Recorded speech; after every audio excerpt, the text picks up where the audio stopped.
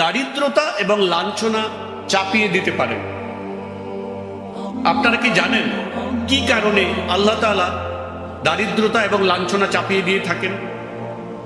অতীতের কোনো জাতিকে জানেন যাদের উপরে দারিদ্রতা লাঞ্ছনা চাপিয়ে দেওয়া হয়েছিল?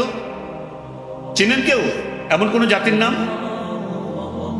বনি ইসরাইল।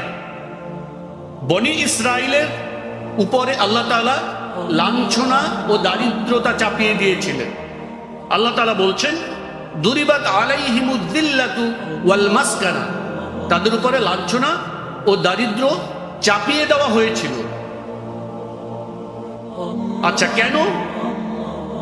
যালিকা বিআন্নাহুম কানু ইয়াকফুরুনা বিআয়াতিল্লাহ, কারণ তারা আল্লাহর আয়াতের সাথে কুফরি করত।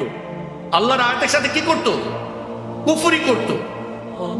ওয়ায়াকতুলুনান নাবিয়্যিনা বিগায়রিল হক, এবং নবীদেরকে তারা অন্যায়ভাবে হত্যা করত। যালিকা বিমা আসাউ, তারা কি করত? অবাধ্যচারিতা করত। ওয়া কানু ইয়াতাদুন, এবং তারা সীমা লঙ্ঘন করত।